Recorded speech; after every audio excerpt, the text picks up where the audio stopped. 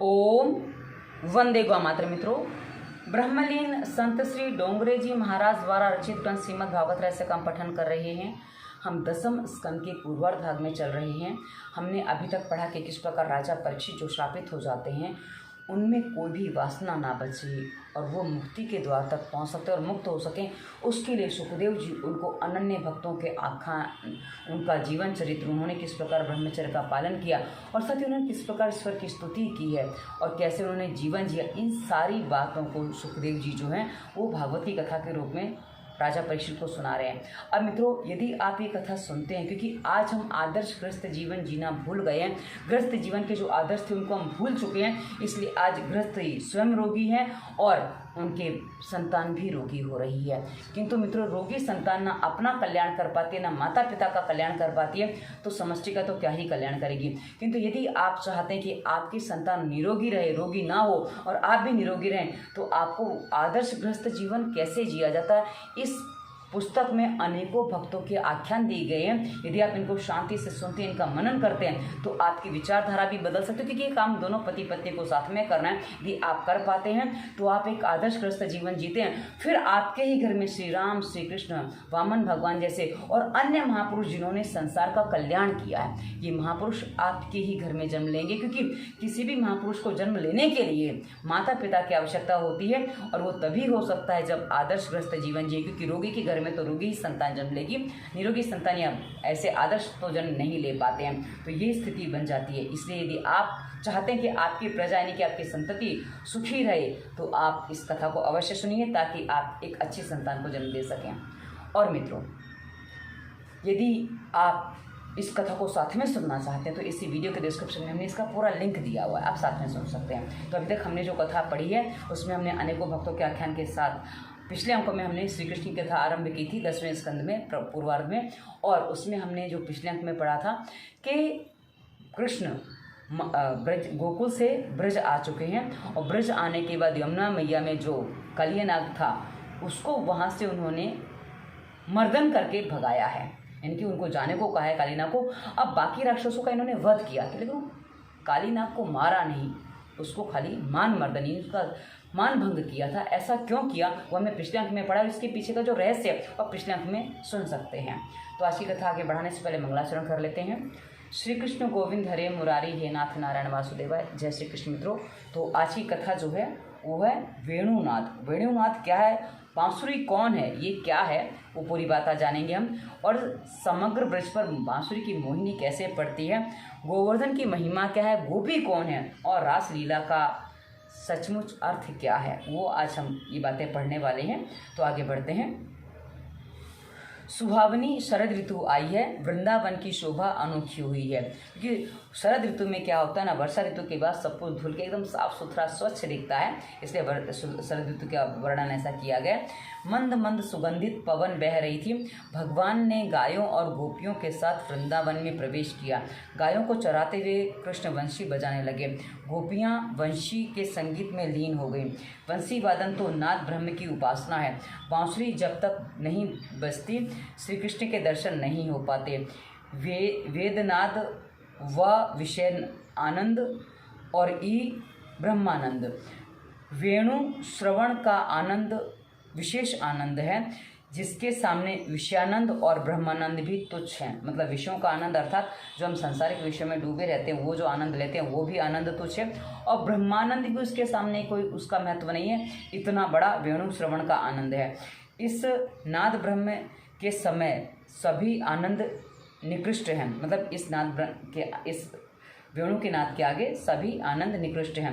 गोपियाँ घर में रहकर बांसुरी सुन सकती थीं और भगवान की लीला को भी देख सकती थीं। गोपियों को दूरदर्शन और दूरश्रवण की सिद्धियाँ प्राप्त थीं। मतलब कितनी भी दूर हो रहा हो वो गोपियों को सुनाई देता था और उनके आंखों के सामने भी दिखाई देता था। वेणु गीत के श्लोक भिन्न भिन्न गोपियों के हैं।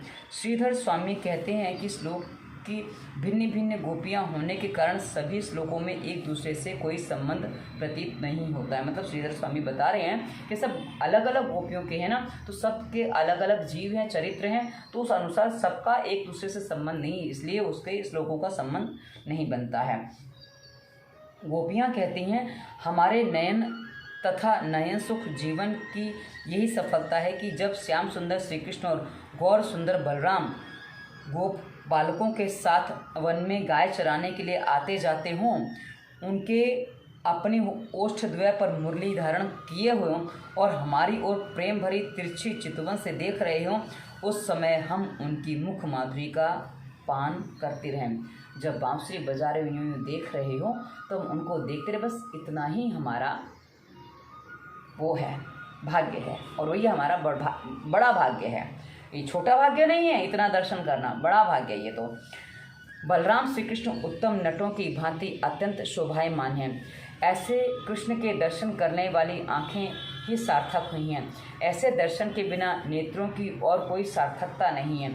जिस प्रकार नेत्रों की सफलता श्री कृष्ण के दर्शन में है, वैसे ही देह की सफलता सभी इंद्रियों के कृष्ण सेवा में जुट जाने में है। मतलब इंद्रियों की सफलता और देह की सफलता बताइए, से देह से श्री कृष्ण की सेवा करो।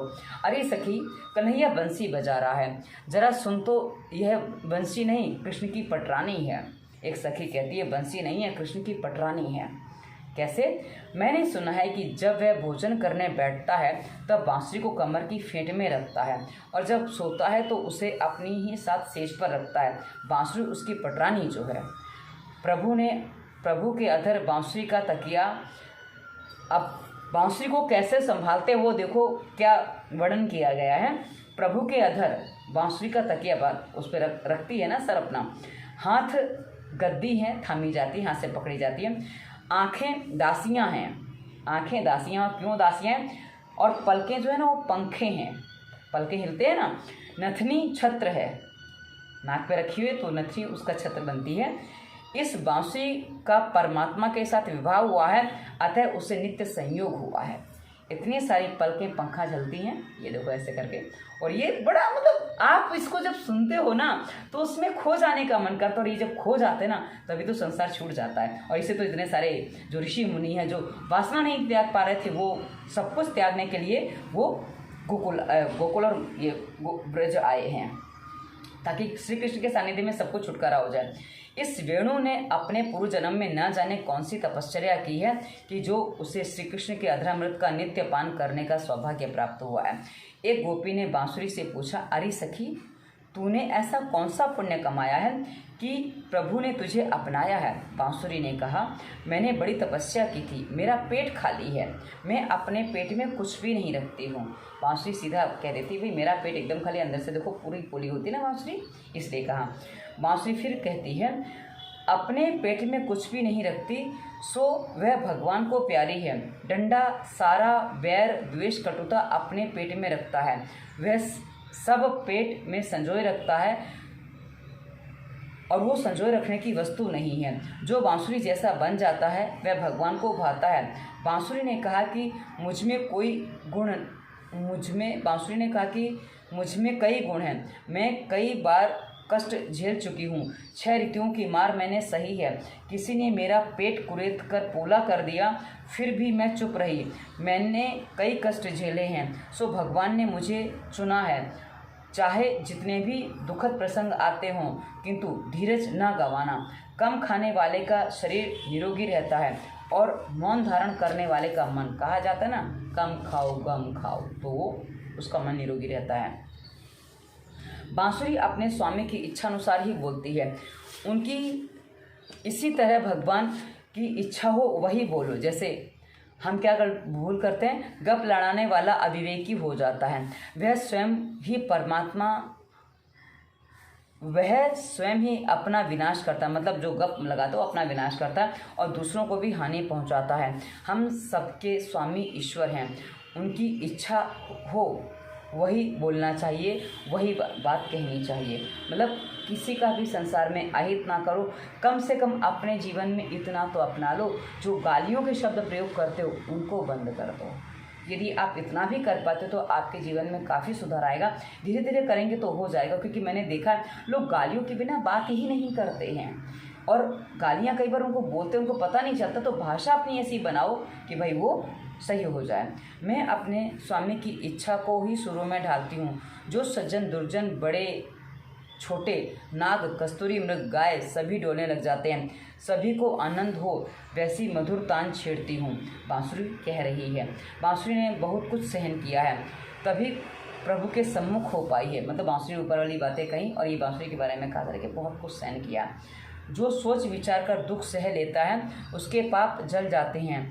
मधुर बोलने का निश्चय करो, किसी के भी हृदय को घात हो ऐसे कोई भी शब्द कभी ना बोलो। लकड़ी की मार तो भुलाई जा सकती है, किंतु शब्दों की मार हमेशा याद रह जाती है। कुछ कठोर भी बोलना पड़े तो प्रेम से बोलो।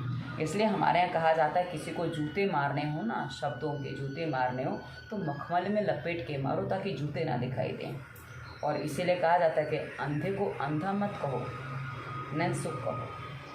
तो कुछ बातें ऐसी हैं कि सीधी चुभती हैं, उसको दूसरे तरीके से कहा जाए तो उसमें समस्या नहीं होती है। तो अपने बात रखने का जो विधि है उसको सही कर लेने से बहुत कुछ सुधर सकता है। आगे बढ़ते हैं। बांसुरी का एक गुण और भी है, जब वह अकेली होती है तब मौन रहती है। तुम भी ईश्वर के ध्यान के समय मौन का पालन करो। कई लोग तो शरीर से सावधान रहते हैं, मुंह बंद रखते हैं, किंतु मन के चलते फिरते विचार बने रहते हैं और बोलते रहते हैं, मतलब मन में बोलते रहते हैं। मौन का अर्थ है मन से भी कुछ ना बोला जाए। मन का मौन ही सर्वोत्तम मौन है। महारानी बांसुरी बोल देने के बाद अपने पेट में कुछ नहीं रखती है। अरे सखी देख तो सही, बांसुरी के स्वर को सुनकर ये वृक्ष भी मद की धारा बहा रहे हैं। कन्हैया के बांसुरी वादन से वृक्षों को आनंद हो रहा है। उनकी बेटी परमात्मा से विवाहित हुई है। मतलब पहले कहा गया है कि बांसुरी श्री कृष्ण की पटरानी है, और पेड़ कहते हैं कि भाई ये हमारी पुत्री है जो श्री कृष्ण से ब्याही है। क्यों पुत्री ना हो? अब जब वृक्ष, बांसुरी भी वृक्ष और सारे वृक्ष हैं, तो कोई चाचा, दादा, मामा, कोई तो संबंध वो ही बना सकते हैं, और वो बनाया जाता है। क्योंकि हमारे शास्त्रों में जब हमने देखा है कि जो पंचतंत्र की जो कथाएं होती हैं ना, उसमें तो हर चीज़ बोल पाती है, तो यहाँ क्यों नहीं ऐसा हो सकता? तो ये वाली बात है। आगे बढ़ते हैं। एक महात्मा कहते हैं, अब ये बांसुरी क्या है वो वर्णन मिल रहा है। एक महात्मा कहते हैं कि ये तो तरुओं के हर्षाश्रु हैं, उनकी कन्या श्री कृष्ण की पटरानी हुई है। एक संत कहते हैं कि ये वृक्ष दुख से रो रहे हैं। वे विचार कर रहे हैं कि बांस का मुख्य काम घरों का खपरेल बनाकर परोपकार करने का है, कि यह बांसुरी बनकर घरों को तोड़ रही है, उजाड़ रही है। लाला की बंसी की मधुर धुन को जो भी सुनता है उसके घर में रहने का मन नहीं करता है। वह श्री कृष्ण रटता हुआ श्री कृष्ण मिलन में की धुन में बाहर निकल पड़ता है। हमारी इस कन्या ने घरों की रक्षा करने के स्थान पर उन घरों को तोड़ना अर्थात उजाड़ना आरंभ कर दिया है। इस विचार से सभी वृक्ष शोकातुर होकर अश्रु बहाने लग जाते हैं। एक और संत कहते हैं कि ये वृक्ष ऐसा सोच रहे हैं कि पानी में डूबते हुए लोगों का अपना जातिगत काम छोड़कर यह बांसुरी सभी को आनंद रस में डुबोने में लगी हुई है। मतलब सब अपना कामकाज भूल जाते हैं और ये उसको आनंद में डुबा देती है, कामकाज भुला देती है। मतलब जीवन यापन ठीक से नहीं हो पाता है, ऐसा कहने का तात्पर्य। अरे सखी देख तो सही, कन्हैया का बांसुरी वादन सुनकर हिरनियाँ पागल होकर दौड़ी आई हैं और अपलक श्री कृष्ण को निहार रही हैं।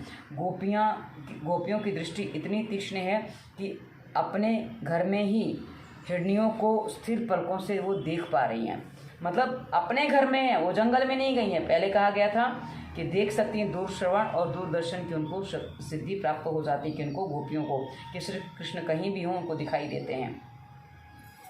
हिरनी अपने पति को भी प्रभु के समक्ष ले आती है। उसका पति उसको सहकार देता है। इसके प्रतिकूल हमारे नहीं, हाँ, हिरणी के पति उसका सहकार देते हैं, इसके पति अनुकूल हैं, जबकि मेरे पति देव सेवा में प्रतिकूल हैं। और तो क्या कहूँ, मेरी अपेक्षा ये हिरनियाँ धन्य हैं, भाग्यशाली भी हैं कि वे श्री कृष्ण की पूजा नयन कमल चढ़ाकर करती हैं, और कुछ तो उनके पास हैं। यदि पति पत्नी एक होकर पूजा करें तो भगवान शीघ्र प्रसन्न होते हैं। हिरनियों के लिए इसलिए कहा गया कि हिरनियों अपने पति को भी बुला के ले आती हैं, तो हिरण भी आ जाते हैं, तो वो दोनों साथ में सेवा करते हैं, तो वो जल्दी फलित होती है, जबकि गोपियाँ कहती हैं हमारे पति ऐसा सहयोग नहीं करते हैं। सह कृष्ण सारा अर्थात पति को संग में परमात्मा के निकट ले जाने वाली हिरणी पत्नी सही अर्थ में पत्नी है। पति को परमात्मा के सानिध्य में ले जाने वाली, पति से सत्कर्म कराने वाली पत्नी ही पति की मित्र है। पति को केवल भोग विलास में डुबाए रखने वाली पत्नी पति की शत्रु है। कृष्ण सेवा में हिरनियों को उनके पति सहयोग देते हैं, और हमारे पति सहयोग तो देते नहीं किंतु बाधा अवश्य उत्पन्न करते हैं। सो ये हिरनियाँ बड़ी भाग्यवान हैं। ये गोपियाँ ऐसा विचार करें कि हमारे पति तो सहयोग नहीं करते हैं, इसलिए हमसे तो भाग्यवान ये हिरनियाँ हैं। आगे बढ़ते हैं। हमसे तो वृंदावन की हिरनियाँ ही श्रेष्ठ हैं। कृष्ण सेवा में अपने पति का सहयोग पा सकती हैं। सखी, मैं तुम्हें क्या क्या बताऊँ। वंशीनाथ सुनते ही गौमाताएँ घास खाना छोड़कर अपने कान रूपी दोने के द्वारा वंशी के नाद अमृत का बड़े ध्यान से खड़े होकर पान करने लग जाती हैं। मतलब कान खड़े करके, अक्सर हमने सुना है, देखा है, गाय जब कुछ ध्यान से सुनती है ना, कुछ आवाज़ एकदम उनके कान खड़े हो जाते हैं, तो दोने कहे गए हैं। कान रूपी दोनों को खड़ा करके रस का पान करती, क्योंकि दोनों में कुछ मिलेगा तो पिया जाता है, इसलिए उसको दोने कहा गया है। भगवान के प्रेम रसी वंशी की धुन सुनकर गायें घास चबाना भूलकर आनंद के अश्रु बहाने लगती हैं। बछड़े भी दूध पीना भूल जाते हैं। कन्हैया का बांसुरी वादन मनुष्य, पशु, पक्षी सभी को शांति से सुनते हैं, सभी उसको शांति से सुनते हैं। वृंदावन की वन्य सृष्टि दिव्य है। जब कन्हैया बांसुरी बजाने लगता है तो पंछी भी शांत हो जाते हैं। कई ऋषि मुनि भी पक्षी का रूप लेकर वृंदावन में अपनी लीला निकुंज में श्री कृष्ण करते इधर उधर उड़ते फिरते हैं। वे पक्षी प्यास लगने पर श्री कृष्ण का नाम जपते रहते हैं और पानी पीने लग जाते हैं। मतलब जाप करते करते वो पानी पीते हैं। उनको गंगा के किनारे मौन रहने का अभ्यास है, सो वहाँ भी मौन रहकर लाला की बांसुरी सुनते हैं। कुछ पंछी ऐसे भी हैं जो यमुना जी का जलपान करने के लिए भी वृक्ष के नीचे उतर आते थे। अब एक बात और बता दो मित्रों, जो गंगा जी का किनारा जो शांत बताया गया ना, हमने पहले जब भक्तराज ध्रुव की कहानी पढ़ी थी, उसमें यह आता है कि जब वो गंगा किनारे तपस्या करने जाते हैं तो उनको जो गंगा जी का स्वर है वो परेशान करता है। तो गंगा जी कहती है तुम यहीं रहो, मैं शांत रहूँगी। तो वहाँ के ये पक्षी बताए गए हैं। जलपान करने जाने से श्री कृष्ण से विरह होगा, मतलब वो जलपान करने नहीं जाते हैं, वो उससे कतराते हैं, नहीं उतरते हैं। वृंदावन के पक्षी सामान्य पंछी नहीं हैं, पूर्व के ऋषि मुनि हैं। अतः वे वृक्षों पर मौन रहकर भगवान की बंसी सुनकर आत्मा का आनंद देते हैं। धन्य है इन पक्षियों को। यशोदा आकर कहने लगी, रोज रोज कहती हूँ फिर भी कन्हैया जूता नहीं पहनता है। अब इसके बीच में एक बात और आती है जो रसखान ने कही है। रसखान जी कहते हैं, रसखान जी क्या कहते हैं कि उनके पद वैसे तो मुस्लिम कास्ट के थे, लेकिन कहते हैं ना कि जब भक्ति जाती है और भी कृष्ण भक्ति जाती है तो सब कुछ भुलाया जाता है। तो रसखान कहते हैं, मानुष हों तो वही रसखान, बसों गोकुल गांव के ग्वालन। यदि मैं मनुष्य बनूं तो गोकुल गांव का ग्वाला बनूं। जो पशु हों तो कहाँ बस मेरो, चौरानित नंद की धेनु मंझारन। यदि मैं पशु हूँ तो धेनु मतलब ब्रज की धेनु बनूं, जो गायों के बीच में चरूं। पाहन हो तो वही गिरी को, जो धर्यो कर छत्र पुरंदर धारण। यदि मैं पक्षी बनूं तो नहीं, पत्थर बनूं तो उस पर्वत का जिसको श्री कृष्ण ने धारण किया था। जो खग हो तो बसेरो करो कालिंदी कूप कदम्ब के डारा। यदि पक्षी बनूं, क्योंकि कुछ भी बन सकता हूँ, कुछ भी बनने में मुझे आपत्ति नहीं है, पर क्या बनूं, यदि पक्षी भी बनूं तो कालिंदी और कदम के डालों में वास करूं, ये इनका भाव होता है। अब यशोदा कहती हैं कि रोज़ रोज़ कहती हूँ फिर भी कन्हैया जूते नहीं पहनता है। सखी कहती चिंता ना करो, उसका एक मित्र उसके घर पर छाता रखकर चलता है। माता ने कहा कौन है वह? गोपिया ने कहा मेघराज, कन्हैया का मित्र है। अतः जहाँ जहाँ कन्हैया जाता है वहाँ वह छत्र कर देता है। कन्हैया की लीला भी अनोखी है। ताप लगते ही झरझर वर्षा भी आ पहुँचती है। यदि ज़्यादा ताप लगता है ना कन्हैया को तो बारिश भी हो जाती है। तो कन्हैया की आप ऐसी चिंता ना करो। धरती पर नंगे पांव चलने में उसको कष्ट होता होगा, नहीं, गिरिराज कन्हैया के लिए माखन से कोमल हुए हैं। कन्हैया के चरण स्पर्श से गिरिराज की कठोरता चली जाती है। गिरिराज सर्वश्रेष्ठ हरिदास हैं, गायों को घास देता है। गिरिराज कन्हैया के साथ उनकी प्रिय गायों की भी सेवा करता है, अतः वह कन्हैया को प्रिय है। ठाकुर जी की सेवा करने वाला वैष्णव है, किंतु गायों की, गरीबों की सेवा करने वाला तो महावैष्णव है। परमात्मा के चरण स्पर्श से गिरिराज को रोमांच हो जाता है, सो कहीं कहीं वह गड्ढे पड़ जाते हैं, किंतु उन्हें पाट देने का उपाय कन्हैया के पास है। वह बांसुरी बजाने लगता है तो गिरिराज आनंद से फूलने लगता है और गड्ढे पट जाते हैं। आप देखिए, कोई उबड़ खाबड़ जैसे कुछ चीज़ हो, उसको यदि हवा भर दो तो अपने आप समतल हो जाती है। तो देखो ना क्या भाव बनते हैं। आप देखिए, गुब्बारा जब पिचका रखा हो तो कैसे थोड़ा उबड़ खबड़ लगता है, पर जहाँ उसमें हवा भर दी जाए वो फूल जाता है और फिर वो कोमल हो जाता है। तो मित्रों, वही वाली बात है। कहाँ ना कृष्ण कथा में भाव ऐसे बनते हैं कि कहाँ क्या हो जाए भरोसा नहीं मिलता है उसका, इसलिए सब कुछ संभव है यहाँ पे। अरे सखी, कन्हैया तो कदम के वृक्ष पर चढ़कर वहाँ से गायों को पुकार रहा है, बंसी में से गायों को नाम लेकर पुकारा है। गंगा, गोदावरी, जमुना गायें आनंद से दौड़ने लगी हैं। देख तो गायें उन वृक्षों को घेरकर आनंद ध्वनि कर रही हैं, मेरे लाला को निहार रही हैं। कैसा मनोहर दृश्य है यह। एक अपनी बात भी बता दूं, यहाँ से लाला को निहार रही हूँ तब मुझे लगता है कि मानो मैं भी पागल होकर लाला से मिलने के लिए दौड़ी जा रही हूँ। यह लोक लज्जा का ध्यान आ जाता है, तब रास्ते में रुककर विचार करने लगती हूँ, हाय मैं कहाँ दौड़ी जा रही हूँ। ये गोपियाँ स्त्री और पुरुष का भेद भूल जाएंगी, तभी उनका रासलीला में प्रवेश मिलेगा। अभी लोक लज्जा का देहाध्यास का भान बाकी है, यानी कि लोग क्या कहेंगे अभी बाकी है, अभी पूरा निकला नहीं है और स्त्री पुरुष का भेद भी बाकी है, तब तक रास में प्रवेश नहीं मिलता। देहाध्यास मिट जाने पर रासलीला में प्रविष्ट हो पाएंगे। देहाध्यास के नष्ट हो जाने पर गोपी भाव प्राप्त होता है। देहाध्यास नष्ट होता है कि गोपी पुरुष भी बन जाते हैं, आजकल हमने देखा है। पर वो जब शुद्ध कृष्ण की भक्ति हो तब आप वो बनो तो ठीक है, अन्यथा आडंबर में बनो तो कोई लाभ नहीं है।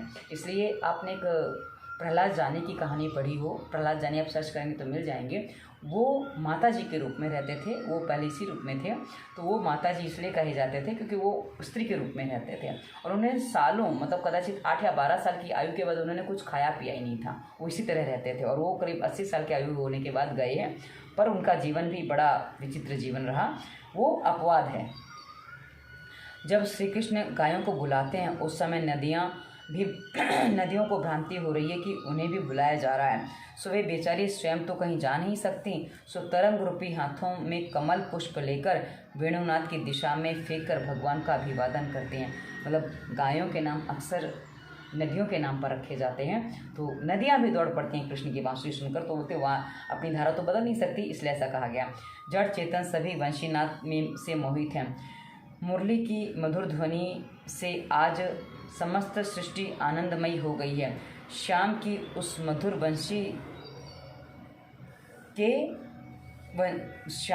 वंशी की क्रूरता की बात क्या कहें, ब्रह्मानंद से ही सुनिए। ब्रह्मानंद उसका क्या बखान कर रहे हैं, किसका?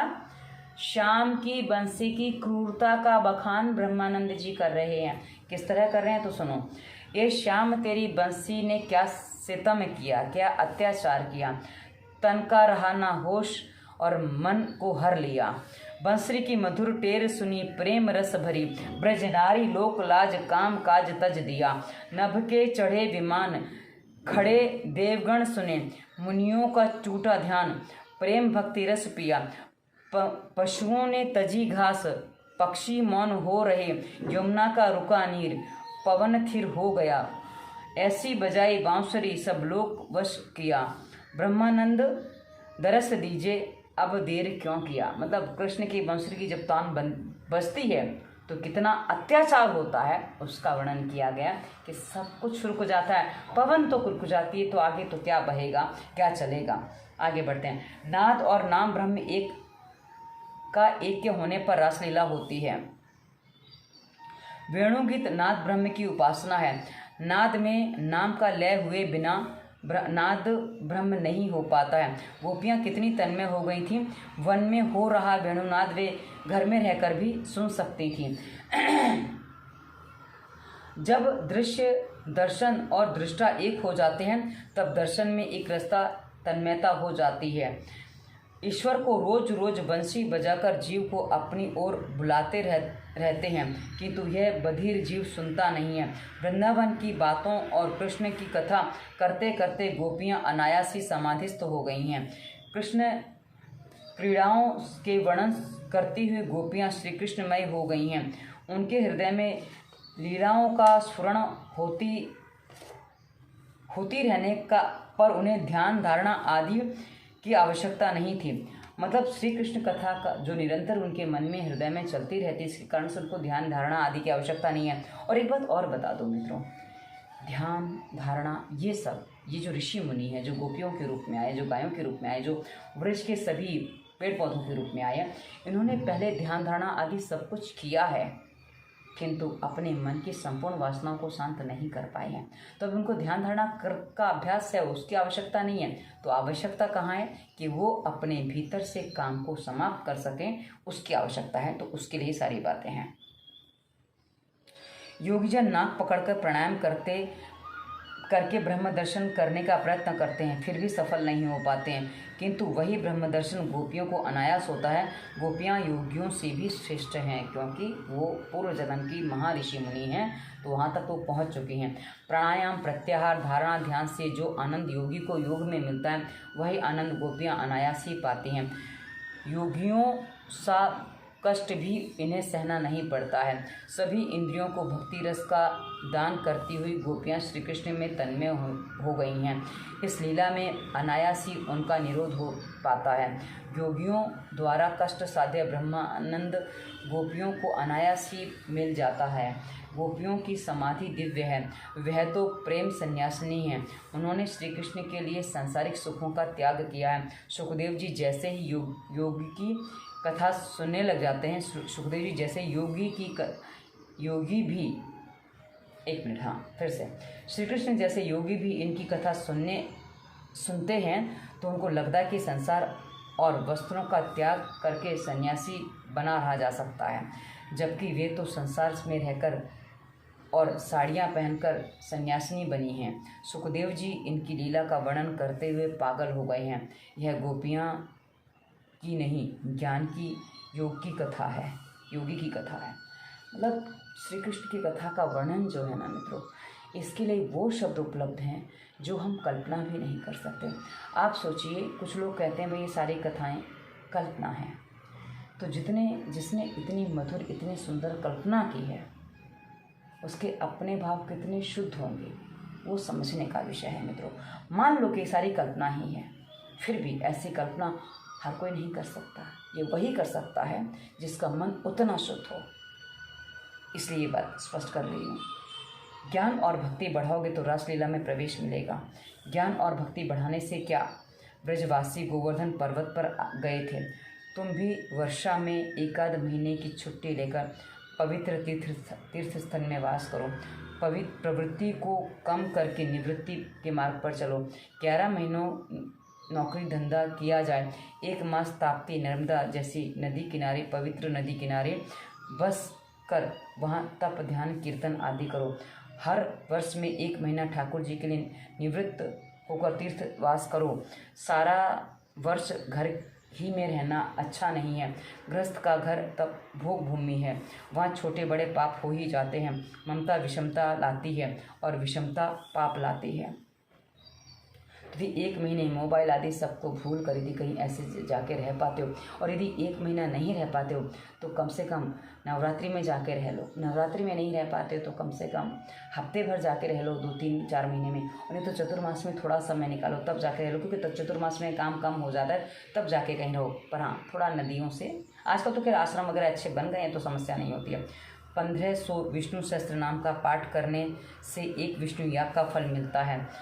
पवित्र तीर्थों में बसकर वहाँ पाठ करो। सांसारिक प्रवृत्तियों में लगे रहने पर ठीक तरह से भक्ति का पाना सरल नहीं होता है। घर में ही भगवान के साथ स्त्री, संतान, धन संपत्ति की भी पूजा होती रहती है, सो भक्ति पूर्णतः सफल नहीं हो पाती है। रासलीला भागवत का फल है। रासलीला में पुरुष और नारी का नहीं, पूर्ण पुरुषोत्तम और शुद्ध जीव का मिलन है। वहाँ पुरुष और नारी नहीं होती हैं। ये गोपियाँ जो आई हैं ना, ये जो ऋषि मुनि गोपियाँ यानी कि स्त्री का रूप लेके आई हैं, पर राजा परीक्षित पुरुष शरीर के साथ हैं, वो भी वहीं रास में जाने की तैयारी उनकी भी हो रही है। तो रास में जीव जाता है, स्त्री पुरुष नहीं जाते, उनका प्रभु से मिलन होता है। तो दो बातें में आपको सहज होना है। सभी इंद्रियों से भक्ति रस का पान करता हुआ जीव अपना अस्तित्व या पुरुषत्व भुला दे, वही गोपी बन जाता है और वही रास का अधिकारी बन जाता है। अपना पुरुषत्व या नारीत्व याद रखना या याद आता रहेगा, तब तक गोपी भाव नहीं जागेगा। इस सर्वोत्तम गोपी भाव में तो अपना देहभान, अपना नारीत्व, अपना पुरुषत्व का विस्मरण करना है। यदि देहभान शेष रहेगा तो काम नष्ट नहीं होगा। काम भुलाए जाने पर ही गोपी भाव जागता है। परमात्मा का इस प्रकार स्मरण करो कि वह अपना देहभान भी ना रहे। मतलब अब हमें इस तरह ईश्वर को याद करना है कि हम स्त्री पुरुष भूल जाएं, हम इसी में बसे हैं। क्योंकि मैं अपने आप को भी देखती हूँ कि मैं कहीं कुछ स्थितियों में जाने से मुझे भय आता है, क्योंकि मुझे लगता है कि शरीर स्त्री का है, स्त्री का शरीर कष्ट देता है, क्योंकि स्त्री के शरीर की कुछ मर्यादाएं होती हैं, इसलिए वो कष्ट पाता है, इसलिए कहीं कुछ चीज़ें मैं कर नहीं पाती हूँ। इसलिए लगता है कि ये भूल जाना कितना अच्छा है, तो सब चीज़ें अपने आप छूट जाती हैं। ज्ञान मार्ग के अनुसार अज्ञान के कारण उस भेद का अभाव होता है जिसका नाश करना है। भक्ति मार्ग भेद का नाश करके अभेद सिद्ध करने को कहता है। भक्त भक्ति के सहारे भेद का नाश करके श्री कृष्ण के साथ एक हो जाता है। वासना का क्षय होने पर जीवन सुधरता है। पूतना, वासना और तृणावर्त रजोगुण का नाश होने पर जीवन सात्विक होगा। भक्ति रस सभी इंद्रियों को पुष्ट करता है। दावाग्नि शांत होने पर वेणुगीत सुना जा सकेगा। यह सब तैयारी रास में जाने के लिए ही तो है। ईश्वर का प्रत्यक्ष स्वरूप है नाद ब्रह्म। इसमें तन्मयता होने पर परब्रह्म की प्राप्ति होगी। वेणुगीत में ब्रह्मचारिणी गोपियों का रास है। यज्ञ पत्नियों से के प्रसंग में विवाहिता और गोवर्धन लीला में वानप्रस्थी गोपियों के साथ रास है। वेणुनाद में नाद ब्रह्म की उपासना करती हुई गोपियां तन्मय हो गई हैं। गोपियों ने कात्यायनी व्रत किया, सो कृष्ण ने उन्हें दिव्य वस्त्रों का दान किया है। एक बार गोपपालकों को भूख लगी तो उन्होंने कन्हैया से बात की। कन्हैया ने उन्हें यज्ञ करने के लिए यज्ञ कर रहे ब्राह्मणों के पास भेजा। ब्राह्मणों ने तो कुछ भी नहीं दिया, किंतु ब्राह्मणों की पत्नियों ने उन्हें भोजन कराया। यही है यज्ञ पत्नियों के उद्धार की संक्षिप्त कथा। मतलब ब्राह्मण जो यज्ञ कर रहे थे उनको कुछ नहीं दिया, वो अपने में करते रहे, और जो था पर पत्नियों ने उनकी सहायता कर दी, तो बात हो जाती है। अन्नदान ही सर्वोत्तम दान है। भगवान गरीबों और परम पवित्र ब्राह्मणों के मुख से भोजन करते हैं। सभी को यथाशक्ति दान कराओ। और कई बार कभी कभी ऐसी स्थिति बन जाती है मित्रों, धन की बात नहीं होती, क्योंकि श्री कृष्ण के पास धन की कमी नहीं है, उनके मित्रों के पास भी इतने अभाव नहीं है। पर हाँ, जब भूख लगी है, अभी घर जाने की स्थिति नहीं है, तो कहीं कोई कुछ मांग रहा है तो उसको देने में आपत्ति नहीं होनी चाहिए। और इतना तो हमारे यहाँ, हम भारतवासी हैं, यदि हमारे भोजन करने के समय कोई आ जाता है ना, तो हम उसको भी भरपेट भोजन तो कराने की क्षमता रखते ही हैं। और यदि बाई द वे भोजन कम भी है तो हम उस समय बनाने की भी क्षमता रखते हैं। हमारे यहाँ इसकी कोई वो नहीं होता है। इसलिए हमारे यहाँ जब चूल्हा जलाया जाता था उस समय कहा जाता था कि 1-2 व्यक्ति का भोजन अधिक बना लो, क्योंकि भोजन करने के समय कोई आ गया तब उसको मना नहीं करोगे, उसको भोजन करवाना ही है। और यदि बच जाएगा तो पहले तो क्या था, गांव में चूल्हे पे भोजन बनता था, दोबारा चूल्हा कौन सुलगा, इसलिए एक साथ में बनाने की बात थी, तो कोई बात नहीं, दूसरे दिन बासा नहीं खाना है तो जानवरों को खिला दो। घर में होते थे, भैंस भी होती थी और गैया माता भी कभी कभी होती थी, उनको भी खिला दो, कोई समस्या नहीं है। अब आती है गोवर्धन लीला। गोवर्धन लीला के पश्चात आएगी रास लीला। गो का अर्थ है ज्ञान और भक्ति। ज्ञान और भक्ति को वृद्धिगत करने वाली लीला को ही गोवर्धन लीला कहा गया है। ज्ञान और भक्ति को बढ़ाने से देहाध्यास नष्ट होता है और जीव को रास लीला में प्रवेश मिलता है। ज्ञान और भक्ति को बढ़ाने के लिए क्या किया जाए? घर छोड़ना पड़ेगा। गोपियों ने घर छोड़कर गिरिराज पर वास किया था। हमारा घर भोग भूमि होने के कारण राग, द्वेष, अहोभाव, तिरस्कार, वासना आदि घरे घेरे रहते हैं। तो हमारे घर में ये सब चीज़ें होती हैं तो ये सब घेर के रखते हैं। घर में विषमता होती है और पाप भी। भोग वृद्धि में भक्ति कैसे बढ़ पाएगी? सात्विक भूमि में भक्ति बढ़ सकती है, क्योंकि आपने देखा होगा कभी आप किसी के घर जाते हो तो आपको बहुत अच्छा लगता है और किसी घर में आपका मन व्यथित हो जाता है, आपको अच्छा नहीं लगता है। तो ये भूमि का प्रभाव है, ये स्थान का प्रभाव है और स्थान पे जो लोग रहते हैं उनका भी प्रभाव पड़ता है और घर में रहने वाले लोगों का भी प्रभाव पड़ता है। क्योंकि मैं आपको एक छोटी सी बात बता दूं, मेरे घर में कोई भी आता है, किसी भी धर्म संप्रदाय से संबंध रखता हो, वो एक बात कहता है कि आपके घर में बहुत शांति है।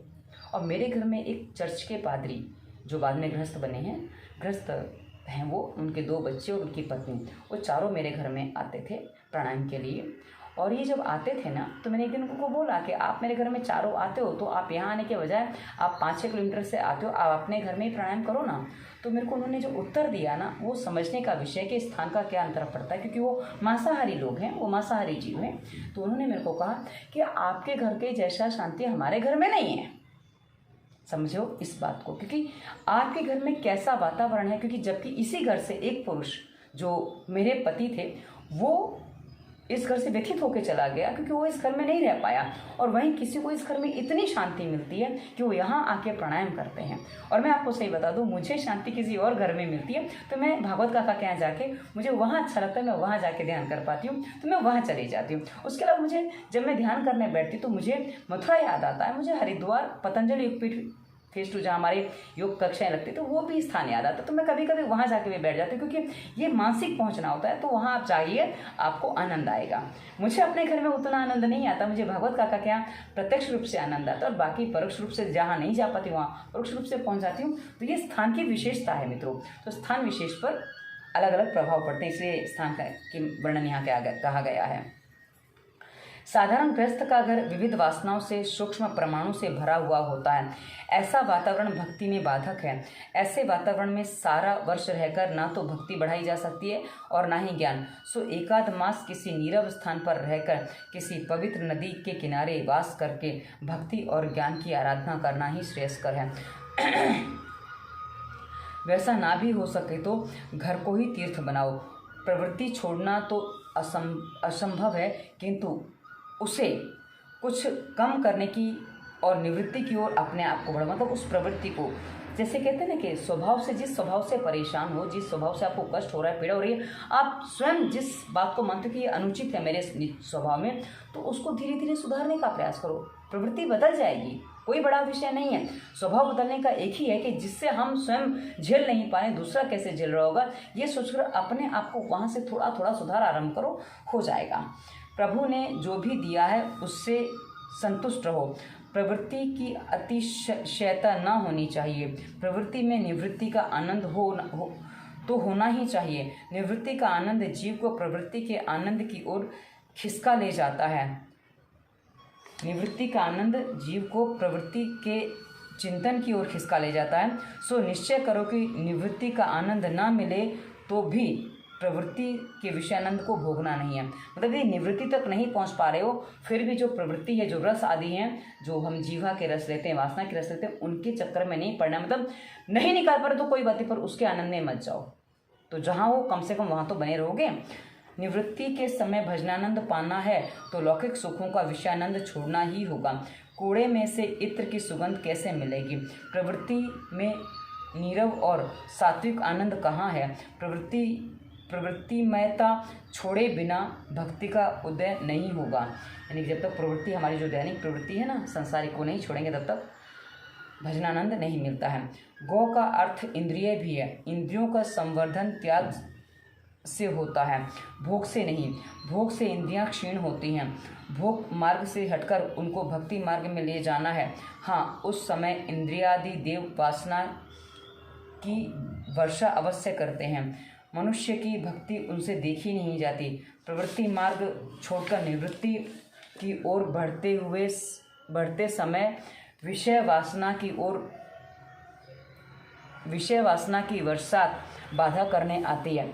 मतलब जब कोई भी मनुष्य निवृत्ति की तरफ जाता है ना, तो मन को एकाग्र करने जा रहा है, जहाँ बैठते हो देखो कितनी सारी वासनात्मक विचार आते हैं। ये सारी वर्षा के रूप में कही गई है कि वर्षा होती है, बाढ़ भी आएगी, किंतु आपको इसमें भी डटे रहना। यदि आप डटे रहते हो तो ही आप आगे बढ़ पाते हो। क्योंकि कहा ना, पिछले आपको मैंने कभी बताया था कि एक व्यक्ति ने मुझसे कहा कि दीदी, जब मैं ध्यान करने बैठता हूँ, जब मैं अपने आप को एकाग्र करता हूँ, तो मुझे ऐसी ऐसी अवस्था में कुछ चीज़ें दिखती कि मैं आपसे कह नहीं पा रहा हूँ। जब उन्होंने मुझसे कहा तो उन्होंने मतलब मैंने, क्योंकि मेरे साथ लोग खुल के बात कर लेते हैं, क्योंकि प्रश्न को उत्तर चाहिए तो खुल के बात करनी पड़ती है जब कंसल्टेंसी करते हैं। तो उन्होंने कहा कि दीदी, मुझे अपनी बहन निर्वस्त्र दिखती है, मुझे अपनी बेटी निर्वस्त्र दिखती है, क्यों होता है ऐसा, मैं नहीं समझ पा रहा हूँ। मैंने बेटी तो ठीक है, मैंने उसको बचपन में देखा था, तो अब बड़ी हो गई है, पर फिर भी ऐसा क्यों दिखता है।